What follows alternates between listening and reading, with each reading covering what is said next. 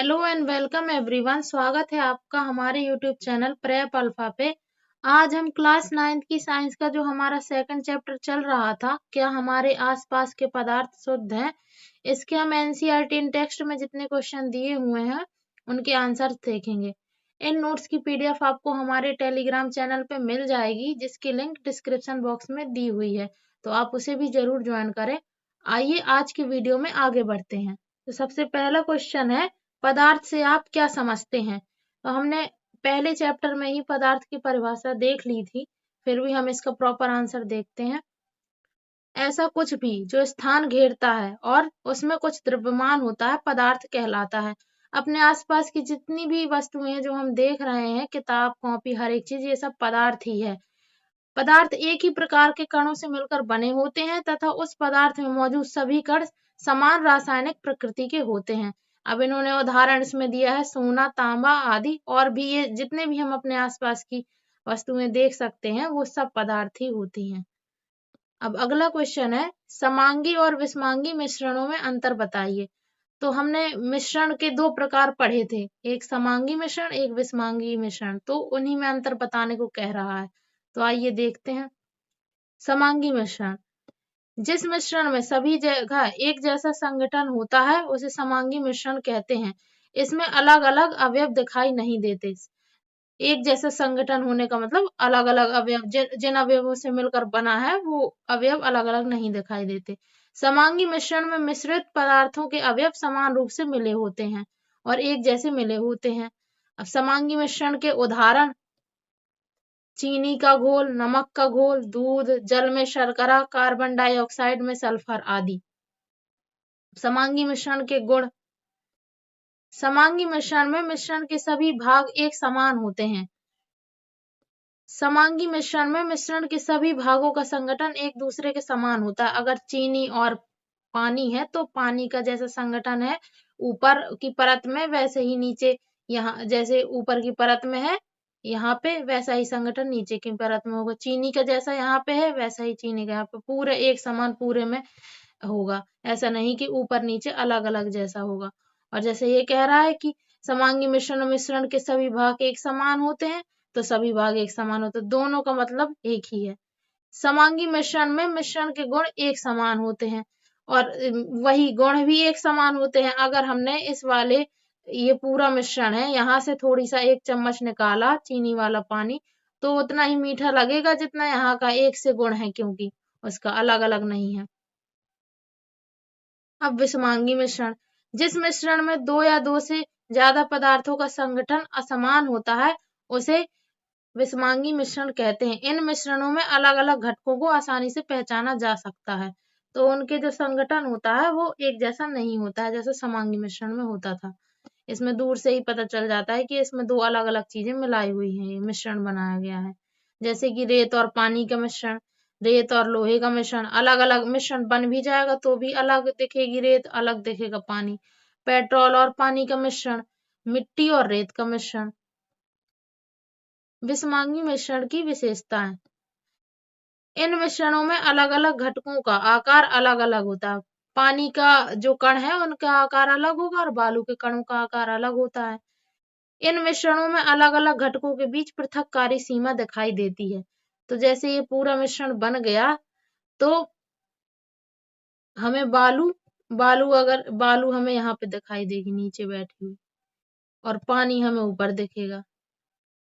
तो ये जो यहाँ पे ये जो दिखाई, ये पृथककारी सीमा दिखाई देगी हमें, हमें खुद दिखाई देगी। आप एक गिलास पानी में बालू डाल के देखना, आपको खुद दिखाई देगी। इन मिश्रणों में अलग अलग घटकों को रासायनिक या भौतिक साधनों द्वारा अलग किया जा सकता है। तो ये जो बालू और पानी वगैरह है, अगर हम छान लें तो अलग हो जाएंगे, और ये तो भौतिक साधन हो गया। और कोई दूसरे प्रकार का विषमांगी मिश्रण है तो अगर वो भौतिक साधन से नहीं तो रासायनिक प्रक्रिया द्वारा अलग किया जा सकता है। अब अगला क्वेश्चन है अगले पेज में 20, पृष्ठ संख्या 20 में, उदाहरण के साथ समांगी तथा विषमांगी मिश्रणों में विभेद करना। तो अभी हमने यही तो पढ़ा है, तो ये जो जो उसमें जितना आंसर था वैसा ही इसमें होगा, क्योंकि उसमें भी अभी हमने समांगी और विषमांगी मिश्रण के बारे में ही पढ़ा है।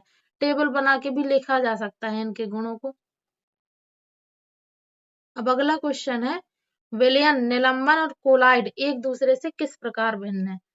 तो ये जो विलयन और निलंबन और कोलाइड है, इनके बीच में अंतर बताना है हमें। तो आइए देखते हैं। विलयन, यह एक समांगी मिश्रण होता है, और निलंबन एक प्रकार का विषमांगी मिश्रण होता है, और कोलाइड यह समांगी दिखाई देता है लेकिन विषमांगी होता है। तो केवल इसमें विलयन ही होता है, वास्तविक विलयन, जो समांगी मिश्रण होता है, और इनके गुण समांगी मिश्रण जैसे होंगे। अब दूसरा है, विलेय के कणों का आकार अत्यंत छोटा, ये व्यास में 1 नैनोमीटर यानी कि 10⁻⁹ मीटर, बहुत ही छोटे होते हैं। 1 नैनोमीटर से भी छोटे होते हैं, इसलिए वे आंख से नहीं देखे जा सकते। अब कह रहा है यहाँ तक कि शक्तिशाली माइक्रोस्कोप द्वारा भी नहीं देखे जा सकते हैं। ये जो निलंबन है, विलेय के कणों का आकार बहुत बड़ा होता है, 100 नैनोमीटर से बड़े होते हैं, इसलिए इन्हें आसानी से देखा जा सकता है। और कोलाइड, इसमें विलयन के कणों का आकार इससे निलंबन से तो छोटा होता है, लेकिन ये जो वास्तविक विलयन है, इससे बड़ा होता है थोड़ा सा, 1 नैनोमीटर से 100 नैनोमीटर के बीच में होता है।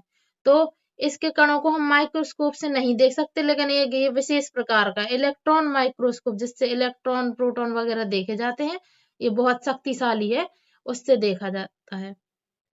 अब ये वाला विलयन फिल्टर पेपर से गुजर जाता है, इसलिए गुजर जाता है क्योंकि ये बहुत ही छोटा होता है इनके कण, और ये नहीं गुजरता फिल्टर पेपर से क्योंकि इसके कण बहुत काफी बड़े होते, फिल्टर पेपर में जितने छेद है उससे बड़े होते, इसलिए नहीं गुजर पाता। और ये भी गुजर जाता है फिल्टर पेपर से। ये जो अब ये विलयन है, ये स्थायी है तथा इसके विलय पृथक नहीं होते हैं। छानन विधि द्वारा विलय के कणों को पृथक नहीं किया जा सकता, जैसे कि समांगी मिश्रण का चीनी और पानी का भी उदाहरण पढ़ा था, तो वो स्थायी है। तो हम छान भी लेंगे तो अलग नहीं हो पाएंगे। छन्नी में छानो तो पानी और चीनी का जो मीठा पानी बन गया, वो तो अब एक साथ ही नीचे जाएगा, अलग अलग नहीं होगा। अब ये जो निलंबन है, यह अस्थायी है, इसके कण कुछ समय बाद तली पर जमा हो जाते हैं। बालू और पानी वाला मिश्रण इसका उदाहरण ले सकते हैं। छानन विधि द्वारा इसके कणों को मिश्रण से अलग कर सकते हैं। हम छन्नी से अगर छानेंगे तो बालू छन्नी के ऊपर आ जाएगी और पानी नीचे चला जाएगा। तो छानन विधि से मिश्रण में जो अवयव है वो अलग किया जा सकता है।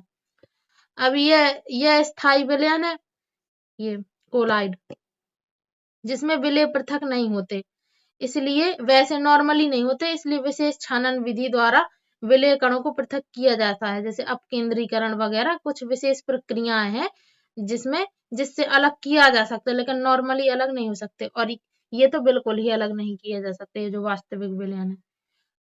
अब अगला है विलयन में, इसमें प्रकाश का प्रकीर्णन नहीं होता है तथा यह टिंडल प्रभाव उत्पन्न नहीं करता है। तो हमने पढ़ा था कि जैसे ये विलयन है पूरा, उसमें विलय के कण है ये छोटे छोटे, तो जब प्रकाश आता है, प्रकाश यहाँ से आया, तो अगर कण प्रकाश को ऐसे ऐसे ऐसे ऐसे प्रकीर्णित करते हैं, तो प्रकाश जितनी जगह प्रकीर्णित होगा तो प्रकाश का मार्ग दिखने लगेगा। यही चीज टिंडल प्रभाव कहलाती है। जैसे यहाँ से गई रेखा प्रकाश की, यहाँ यहाँ ये इसीलिए पता चल पाया क्योंकि ये कण जो विलय के कण है प्रकाश को प्रकीर्णन कर रहे हैं।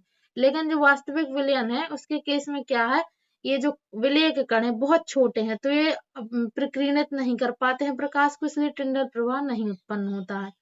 अब जो ये निलंबन का केस है, इसमें प्रकाश का प्रकीर्णन होता तो है, लेकिन उस प्रकार का नहीं होता कि टिंडल प्रभाव दिखा सके। क्यों? क्योंकि इसमें जो विलय के कणों का आकार बहुत ही ज्यादा बड़ा हो जाता है, जो टिंडल प्रभाव दिखाने के लिए सही विलय के कणों का आकार नहीं है। अब इसमें प्रकाश का कोलाइडल विलयन में प्रकाश का प्रकीर्णन भी होता है और इसमें टिंडल प्रभाव भी उत्पन्न होता है।